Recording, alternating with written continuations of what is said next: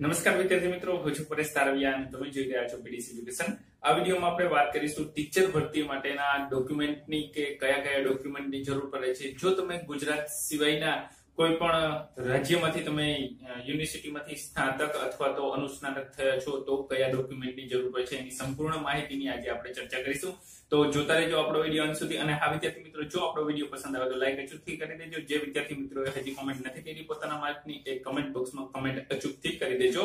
તો સૌથી પહેલા જોઈએ કે જે લોકોએ ગુજરાત બહારથી સ્નાતક અથવા તો અનુસ્નાતક ડિગ્રી કરી છે એને કયા કયા ડોક્યુમેન્ટની જરૂર પડે છે। હમણાં ભરતી આવે તો તમારા ડોક્યુમેન્ટ તૈયાર રાખજો। ચૂંટણી પછી કદાચ આવવાની 100% શક્યતા છે। તો આપણે સાથે સાથે એની પણ વાત કરી લઈએ કે અન્ય રાજ્યમાંથી જો કોઈ લોકોએ સ્નાતક અથવા તો અનુસ્નાતક ગુજરાત માધ્યમિક ઉત્તર માધ્યમિક બોર્ડનું સ્થાનાંતર પ્રમાણપત્રની તમારે જરૂર પડશે, જેને માઇગ્રેશન સર્ટિફિકેટ પણ કહે છે। એની ઝેરોક્સ અથવા તો ડુપ્લિકેટ પણ ચાલશે।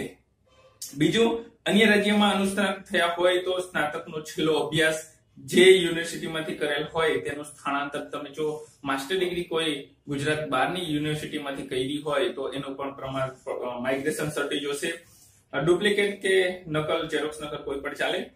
અન્ય રાજ્યની કે જે કોલેજ અથવા તો યુનિવર્સિટીમાં એડમિશન મેળવેલું હોય તો તેની ફી ભર્યાની પહોંચ, જો તમે કોઈ પણ અન્ય કોલેજમાં ગુજરાત સિવાયની કોલેજમાં તમે જો સ્નાતક અથવા તો અનુસ્નાતક થયા હોય તો એની જે કોલેજની ફી ભર્યાની પહોંચ પણ તમારે જોશે।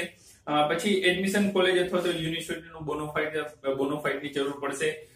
એના પછી અભ્યાસ દરમિયાન જ્યાં રહેઠાણ, તમે જ્યાં રહેતા હોય, હોસ્ટેલ હોય તો હોસ્ટેલની ફીની પહોંચ, અથવા તો કોઈ પણ જગ્યાએ તમે રહેતા હો તો એને ફીની પહોંચ, અથવા તો તમે રૂમ રાખી રહ્યો છો તો એના લાઇટ બિલની પણ તમને જરૂર પડશે।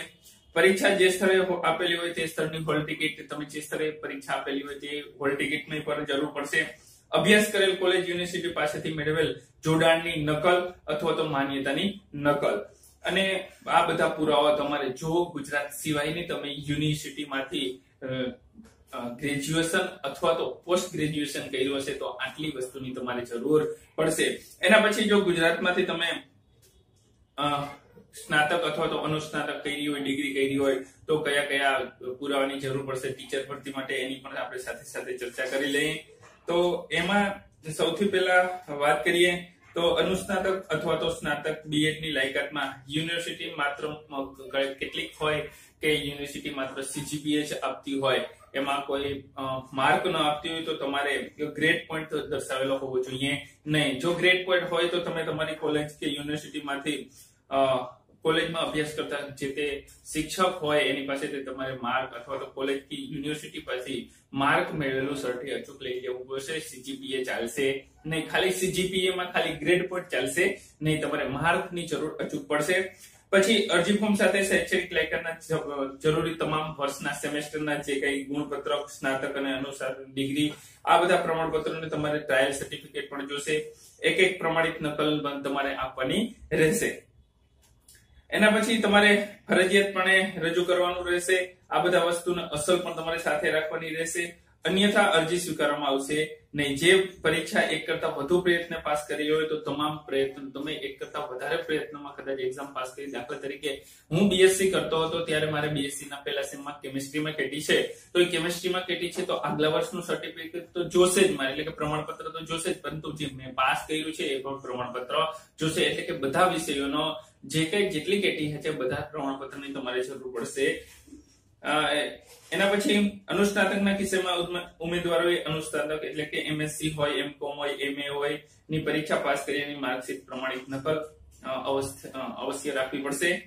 એના પછી હાલ જિલ્લા નગર સમિતિમાં ઉચ્ચ પ્રાથમિકમાં 6 થી 8 માં ફરજ બજાવતા હોય તેવા વિદ્યાર્થીઓમાં જો તમે એક નોકરિયાત છો અને તમે ફરજ બજાવો છો તો એની ભરતી હોય તો તેના શિક્ષણ વિભાગના ઠરાવ સિંગલ ફાઇલ તમને એક નિમણૂક પત્રક હોય તમારે રજૂ કરવાનો રહેશે, અથવા તો હુકમ તથા બોન્ડની રકમ ભર્યાની ચલણની નકલ પણ તમારે રજૂ કરવાની રહેશે। જે લોકો 6 થી 8 માં ઓલરેડી જોબ કરે છે એને પાછું ફરીથી એના જિલ્લામાં પાછું લેવું છે તો ફરીથી ફોર્મ ભરે છે તો એના માટે એને બોન્ડ સિસ્ટમ માટે જે કઈ નકલ ફી ભર્યાની નકલ હોય એને રજૂ કરવાની રહેશે। એનઓસી મેળવ્યા પછી જ એ લોકો અરજી કરી શકે છે, એમાં પણ એનઓસી ની જરૂર પડશે. હવે અનુસૂચિત જાતિ કે અનુસૂચિત જનજાતિ અથવા તો સામાન્ય શૈક્ષણિક રીતે પછાત વર્ગના ઉમેદવારો માટે જાતિ અંગેના સક્ષમ અધિકારીના પ્રમાણપત્ર એટલે કે મામલતદારનું પ્રમાણપત્ર રજૂ કરવાનું રહેશે. જાતિ અંગે કે પોતે અનુસૂચિત જાતિ, જનજાતિ અથવા તો સામાજિક અને શૈક્ષણિક રીતે પછાત છે એના વિશેનું. પછી સામાજિક અને શૈક્ષણિક રીતે પછાત વર્ગના ઉમેદવારોમાં ઉત્તમ વર્ગમાં સમાવેશ થતો નથી, એટલે કે એને ઓપનમાં તમે ન લઈ શકો. ઇસ્યુ થયેલ 3 વર્ષની અવધિગાળો તમારે એક ઇસ્યુ થયેલું એટલે કે ક્રિમિલિયર સર્ટિફિકેટ કઢાવવું પડશે, જે 3 વર્ષની મુદત વાળું હોય છે. અને બધા વિદ્યાર્થી મિત્રોનો મેસેજ આવે સર એબીસી ની વેલિડિટી કેટલી છે? એબીસી ની વેલિડિટી 1 વર્ષની છે અને એ વર્ષ માર્ચ થી એપ્રિલ સુધીનું ગણાય છે. દાખલા તરીકે અત્યારે એપ્રિલ ચાલે છે, જો અત્યારે તમે એબીસી નું સર્ટિફિકેટ કઢાવી લ્યો છો તો આવતા 31/3/2020 સુધી એબીસી નું સર્ટિફિકેટ કાર્યરત રહેશે, એટલે કે દર વર્ષે તમારે એબીસી નું સર્ટિફિકેટ કઢાવવું પડશે. જ્યારે સામાજિક અને શૈક્ષણિક રીતે પછાત વર્ગના જે લોકો છે એના માટે 3 વર્ષનું એ સર્ટિફિકેટ છે, ક્રિમિલિયર સર્ટિફિકેટ. એ લોકોએ દર 3 વર્ષે સર્ટિફિકેટ કઢાવવાનું રહેશે અને આવકનો દાખલો પણ એ લોકોએ દર 3 વર્ષે કઢાવવાનો રહેશે. એટલે આ થોડુંક ધ્યાનમાં રાખજો, જેથી કરીને જે લોકોને અત્યારે કઢવેલો હોય બીજી વાર કઢવે નહીં. શારીરિક અશક્ત હોય, હેન્ડીકેપ હોય, પીએસ હોય તો એ લોકોએ સક્ષમ અધિકારના પ્રમાણપત્રની જે હોસ્પિટલ હોય અહીંયાથી 40% વાળું તમારે જો સર્ટિફિકેટ મળે તો સારામાં સારું, અથવા તો જે સક્ષમ અધિકારી હોય એની પાસેથી એક પ્રમાણિત નકલ વાળું એને પણ એક દાખલો રજૂ કરવાનો રહેશે. શારીરિક વિકલાંગતા ધરાવતા ઉમેદવારોએ સ્વતંત્ર રીતે વર્ગ શિક્ષક કાર્ય કરી શકતા સક્ષમ હોવા જોઈએ. શારીરિક ઉમેદવારો હોય જે સક્ષમ ઉમેદવારો હોય એ કાર્ય કરી શકવા હોવા જોઈએ.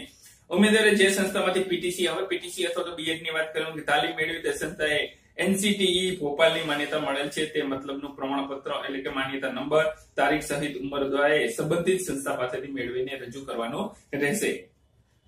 પછી એના પછીનો 8મું છે કે સરકારશ્રીના શિક્ષણ વિભાગના જે ઠરાવ છે એમાંથી રમતગમતના પ્રમાણપત્રો આધારે મળતા ગુણમાં મેરિટમાં ધ્યાનમાં લેવામાં આવશે ને જે રમતગમતના આધારે તમને જે માર્ક છે એને મેરિટમાં ગણવામાં નહીં આવે.